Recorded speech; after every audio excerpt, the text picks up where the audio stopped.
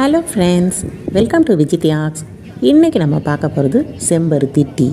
So அந்த டீயோட நன்மைகளை tea போடும்போது ஒன் பை ஒன்னாக உங்களுக்கு சொல்கிறேன். வாங்க செம்பருத்தி டீ எப்படி போடலாம் அப்படின்றத இந்த பதிவில் பார்க்கலாம். செம்பருத்தி பூக்கள் பால்கனியில் இது மாதிரி ஒரு 2-3 தொட்டி வச்சு நட்டு வச்சாவே போதும். நமக்கு பார்த்திங்கன்னா ஒரு செடியிலேயே நல்ல உரம் போடுறோன்னும் போது 10-15 பூக்கள் நல்லா பூக்கும். ஸோ இந்த பால்கனியில் இருக்க இந்த பூ வச்சு தான் நம்ம டீ போட போகிறோம்.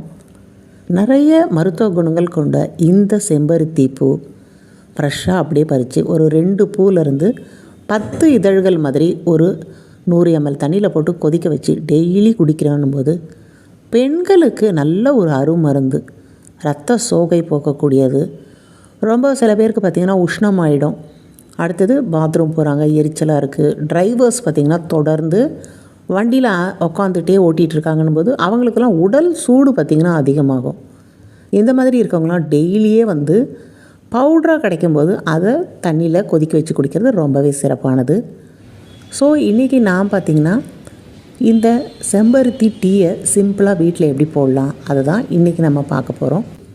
இந்த பூக்களோட இதழ்களை போட்டு குடிக்கும்போது ரொம்பவே சுறுசுறுப்பாக இருக்கும். நான் எப்பயுமே இதை மாதிரி பனவெல்லம் தான் யூஸ் பண்ணுவேன். கொஞ்சம் டீ குடிக்கணும் அப்படின்னு மூடு இருக்கும்போது ஜஸ்ட்டு நமக்கு ஒரு 1/2 ஸ்பூன் போல் டீ தூள் போட்டுக்கலாம். இல்லை ஜஸ்ட்டு நமக்கு இது சூடாக ஒரு திதிப்பாக நம்ம பனவெல்லத்தோட சுவையோடு குடிக்கணும் போது அதை மட்டும் போட்டு குடித்தா கூட போதும். ஸோ இன்றைக்கி நான் பார்த்திங்கன்னா 1 கிளாஸ் போல் தண்ணி எடுத்திருக்கேன். இதில் பனவெல்லமும் ஒரு 4 செம்பருத்தி பூ இதழ்களை நல்லா வாஷ் பண்ணிவிட்டு போட்டு நம்ம கொதிக்க வச்சு குடிக்க போகிறோம். பெண்களுக்கு உதிரப்போக்கு அதிகமாக இருக்குது அப்படின்னும் போது என்ன ஆகும், ரத்த சோகை அதிகமாக ஏற்படும். அந்த மாதிரி பெண்கள் தினமுமே இதை மாதிரி ஃப்ரெஷ்ஷான பூ எங்கே கிடைச்சாலும் கண்டிப்பாக இதை மாதிரி டெய்லி போட்டு குடிங்க. அதிகமான பூ கிடைக்கும்போது எடுத்து நீங்கள் என்ன பண்ணுங்கள், ஃப்ரிட்ஜில் கவரில் போட்டு வச்சுருங்க. டெய்லி 4 பூ அப்படின்ற கணக்கில் எடுத்து கூட நீங்கள் கொதிக்க வச்சு குடிச்சிக்கலாம். நல்ல ஒரு டானிக், பெண்களுக்கான ஒரு மூலிகைன்னு கூட இதை நம்ம சொல்லலாம். அடுத்தபடி கருப்பை பிரச்சனை இருக்குது, ரொம்ப சூடாகிடுது அப்படின்னு நினைக்கிறவங்க கண்டிப்பாக இந்த டீ ரொம்ப பயன்படும். மற்றபடி பார்க்கும்போது ரத்த அழுத்தத்தை சீராக்கக்கூடியது, அதிகமாகவும் ஆகாமல் கம்மியாகவும் ஆகாமல் ஒரு சீரான அளவில் வச்சுக்கிறதுக்கும் பார்த்திங்கன்னா இந்த டீ எடுத்துக்கிறது ரொம்பவே நல்லது. இதுமாதிரி சுட சுட போட்டு குடிக்கிறோம் போது ரொம்பவே சூப்பராக இருக்கும். நான் இன்றைக்கி பார்த்திங்கன்னா வெல்லமும் இந்த 4 பூக்கள் போட்டு ஒரு கிளாஸ் போட்டு நல்லா கொதிக்க வச்சு வடிகட்டி சூடாக குடிக்க போகிறேன். ஸோ எப்பயுமே சரி, செம்பருத்தி பூ அதிகமாக கிடைக்கக்கூடிய நேரங்களில் பறித்து கவரோடு வச்சு ஃப்ரிட்ஜில் வச்சுருங்க. இல்லை இது பார்த்திங்கன்னா இப்போ நமக்கு நாட்டு மருந்து கடையில் பொடியாகவும் கிடைக்குது. ஸோ பூக்கள் எனக்கு கிடைக்கல அப்படின்றவங்க பிரச்சனையும் இல்லை. நாட்டு மருந்து கடையில் சித்த வைத்திய சாலைக்கு எதிரில் இருக்கிற கடைகளெல்லாம் பார்த்திங்கன்னா நிறைய செம்பருத்தி பொடின்னு கேட்டாவே கிடைக்கும். ஸோ அந்த மாதிரி வாங்கி வச்சு கூட குடிக்கலாம். நார்மலாக நம்ம பால் டீ போட்டு குடிக்கிறத விட இந்த டீ போட்டு குடிக்கிறது ரொம்பவே சுவையாக இருக்கும். முடிஞ்ச வரை நீங்கள் இதுக்கு பனவெல்லம் போட்டுக்கோங்க. உடல் சூடை தணிக்கக்கூடியது தான் இந்த செம்பருத்தி டீ. இது கூட நீங்கள் பனவெல்லம் போடும்போது இன்னமும் சுவை நல்லாயிருக்கும். எனக்கு இன்னும் கொஞ்சம் டேஸ்ட் வேணும், வாசனை வேணும் நினைக்கிறவங்க ஒரு ஏலக்காய் போட்டுக்கலாம், சுக்கு போட்டுக்கலாம், இன்னமும் சூப்பராக இருக்கும். மோஸ்ட்லி இதில் நீங்கள் பாலை தவிர்க்கிறது நல்லது. பெண்கள் அந்த உதிரப்போக்கு நாட்களில் ரொம்பவே பலவீனமாக இருக்காங்க அப்படின்னு நினைக்கிறவங்க ஒரு 4-5 இந்த செம்பருத்தி பூவை நெய்யில் வதக்கிட்டு வெறும் வயிற்றில் என்ன பண்ணுங்கள், காலையில் இருந்து சாப்பிட்ருங்க. அந்த உதிரப்போக்கு அதனால் ஏற்படக்கூடிய அந்த டயர்ட்னஸ் போகும், உடல் வலி அதுவும் பார்த்திங்கன்னா போகும். கண்டிப்பாக செம்பருத்தி பூ எங்கே பார்த்தாலும் அதை நீங்கள் இதை மாதிரி ஃப்ரெஷ்ஷாகவும் குடிச்சிக்கலாம். இல்லை எனக்கு தோட்டம் வச்சுருக்கேன், நிறைய பூ இருக்குது அப்படின்றவங்க இப்போ அடுத்தது நான் சொல்லக்கூடிய இந்த டிப்ஸை ஃபாலோ பண்ணுங்கள்.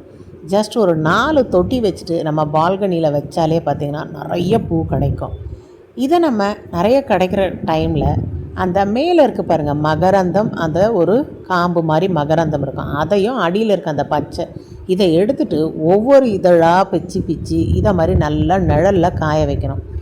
எந்த ஒரு மலர்கள் பவுட்ரு பண்ணுறோன்னாலும் அதை வெயிலில் காய வைக்கவே கூடாது. மருத்துவ பலன் முழுக்க அந்த வெயிலே எடுத்துக்கும். ஸோ நம்ம நிழலில் மட்டும்தான் காய வைக்கணும். இதை மாதிரி ஒரு 4 நாள் காய வச்சுட்டு சுக்கு, நான் இன்றைக்கி ஒரு 50 கிராம் சுக்கு, 25 கிராம் போல் ஏலக்காய், இதை நல்லா பவுட்ரு பண்ணி இதை நம்ம பொரித்து எடுத்துக்கணும். ஒரு கடாயில் நம்ம லேசாக இதை சூடு பண்ணிவிட்டு இதற்கு மேலே என்ன பண்ண போகிறோம், நம்ம காய வச்சுருக்க அந்த செம்பருத்தி பூக்களை போட போகிறோம். இந்த பூவை போடும் பொழுது கேஸை நீங்கள் ஆஃப் பண்ணிடணும். இந்த பாத்திரத்தில் இருக்க சூடே போதும் இந்த மொறுமொறுப்புக்கு. இதை நம்ம வறுக்கணும்னு அவசியம் இல்லை, இருந்தாலும் மிக்சியில் போட்டால் நமக்கு மசியணும் இல்லை, அதுக்காக ஒரு மொறுமொறுப்பு வேணும்.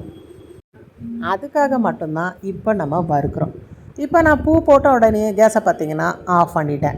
இந்த சுக்கு இதுவும் நல்ல கொழுப்பை கரைக்கிற தன்மை, நல்ல ஒரு வாசனையோட ஏலக்காய் போட்டு குடித்தோன்னா காலையில் இந்த செம்பருத்தி பொடியில் ஒரு டீ அட்டகாசமாக இருக்கும். நிறையா நம்ம டீ காஃபி இதை மாதிரி எடுத்துக்கிறதோட இதை மாதிரி மலர்களை நீங்கள் பொடி பண்ணி வச்சு சாப்பிடும்பொழுது இன்னுமே மருத்துவ பலன் அதிகம். அதுவும் இந்த செம்பருத்தி இருக்குது பாருங்கள், பெண்களுக்காக இறைவனால் படைக்கப்பட்ட மலர்னே சொல்லலாம். நல்ல இரத்த உற்பத்தி அதிகமாக்குது. நம்ம பெண்களுக்கு மாதம் மாதம் போகக்கூடிய இந்த இரத்தத்தை ஈடு செய்யக்கூடிய சக்தி இந்த செம்பருத்தி மலரில் மட்டும்தான் இருக்குது. நிறைய உங்கள் வீட்டை சுற்றி இந்த செம்பருத்தி தோட்டம் வச்சுக்கோங்க, பார்க்குறதுக்கும் அழகாக இருக்கும். உதிர்ற நேரத்தில் பார்த்திங்கன்னா மாலை பொழுதில் அதை எடுத்து நம்ம பிச்சு காய வச்சாவே போதும், நிறைய பூ சேர்ந்து போயிடும். ஒரு 15 நாளுக்கு ஒரு டைம் இதை மாதிரி சேர்த்து அரைச்சிட்டிங்கன்னா கண்டினியூவாக இதை மாதிரி உங்களுக்கு செம்பருத்தி டீ பொடி ரெடியாக இருக்கும். டீ அப்படின்னு ஏன் சொல்கிறேன்னா, நம்ம இலை, அந்த தேநீர் இலையிலிருந்து தான் நம்ம காய வச்சு டீ போடுறாங்க. அதே மாதிரி இந்த மலரை காய வச்சு நம்ம இதை தேநீர் மாதிரி குடிக்கிறதால இதையே நம்ம செம்பருத்தி டீனே சொல்லலாம். இன்றைக்கி நான் ஒரு 1/2 டீஸ்பூன் போல் எடுத்திருக்கேன். இதுக்கு நம்ம ஒரு 100 ml தண்ணி ஊற்றிக்கோங்க. கண்டிப்பாக இதை டைட்டாக வச்சுக்கோங்க. இந்த ஏலக்காய் வாசனை, சுக்கு வாசனை போகாமல் இருக்கணும்போது டைட்டாக வச்சுக்கோங்க. ஏலக்காய் இதுவும் நிறைய மருத்துவ பயன் இருக்குது. இதில் நிறைய பதிவுகள் உங்களுக்கு நான் போட்டிருக்கேன். இதை மாதிரி நல்லா ஒரு 2 நிமிஷம் கொதிக்க விட்டுட்டு இதை அப்படியே வடிகட்டிட்டு தேன் 1 ஸ்பூன் போட்டு மிக்ஸ் பண்ணி குடிச்சிங்கன்னா போதும். அன்னைக்கு நாள் முழுக்கவே நல்ல எனர்ஜி கொடுக்கும். உடம்பு வலி போகணும். பெண்கள் நிறைய வீட்டில் வேலை செய்கிறாங்க, நல்ல ஒரு டயர்டாகிடும். ஒரு 1:30 மணிக்கு பெட்டில் படுத்தாங்கன்னா அப்படி ஒரு அசதியாக இருக்கும் எல்லா வேலையும் முடிச்சுட்டு. இதை மாதிரி டீ குடிச்சு பாருங்கள், அந்த 2 மணி 1:30 மணிக்கு வர அந்த அசதி உங்களுக்கு இருக்காது. நல்ல ஒரு மூலிகை அப்படின்னா இந்த செம்பருத்தி டீயை நீங்கள் சொல்லலாம். என்னென்னமோ நம்ம குடிக்கிறதோட ஹெல்த் ட்ரிங்க்ஸ்னு பார்த்திங்கன்னா இப்போ நிறைய கடைகளில் ரெடிமேடாக கிடைக்கிது. அதெல்லாம் குடிக்கிறதோட இந்த ஒரு பூ நீங்கள் எடுத்துக்கும் பொழுதே இரத்த சிவப்பு அணுக்கள் அதிகமாகுது, இரத்த உற்பத்தி அதிகமாகுது. இரத்த சோகைக்கு சூப்பரான ஒரு மருந்துனா இதுதான். கண்டிப்பாக என்னோடய ஃபேவரட்டாக இருக்க இந்த செம்பருத்தி டீ பொடியை இதை மாதிரியும் செய்து வச்சு குடிங்க. அடுத்தது ஃப்ரெஷ்ஷாக கிடைக்கிதுன்னா அதுவும் உங்களுக்கு பெஸ்ட், 4 நாள் எடுத்து போட்டுக்கலாம். ஸோ இந்த வீடியோ பார்த்த உடனே நிறைய பேர் பார்த்திங்கன்னா தொட்டிலையும் நிறைய செம்பருத்தி செடி வளர்க்க போகிறீங்க. வீட்டை சுற்றியும் நிறைய ஒரு 2 கிளை வச்சிங்கனாவே போதும். டெய்லி பார்த்திங்கன்னா கொத்து கொத்தாக பூ நமக்கு பூத்துக்கிட்டே இருக்கும். ஸோ இந்த செம்பருத்தி பூ டீயை பற்றியும் போட்டிருக்கேன், இதை பொடியை பற்றியும் போட்டிருக்கேன். உங்கள் நண்பர்களுக்கெல்லாம் மறக்காமல் ஷேர் பண்ணுங்கள். இரத்த சோகை இருக்கக்கூடிய தோழிகள், அடுத்தது மாதவிலக்கு காலங்களில் பிரச்சனை இருக்கக்கூடிய தோழிகள் அனைவருக்கும் பார்த்திங்கன்னா இந்த வீடியோவை ஷேர் பண்ணுங்கள். அவங்களுக்கு ரொம்பவே பயனுள்ளதாக இருக்கும். பெண்களுக்குன்னு இல்லை, ஆண்களும் இந்த டீ எடுத்துக்கிறாங்கன்னும் போது அவங்களுக்கு இதயம் பார்த்திங்கன்னா நல்ல ஒரு பலம் பெறும். அடுத்தபடி நமக்கு ரத்த அழுத்தம்ன்றதை ஒரு சீராக வச்சுக்கும். அது ஆண் பெண் இருவருக்கும் பார்த்திங்கன்னா நல்ல ஒரு பயனுள்ளதாக இருக்கும்.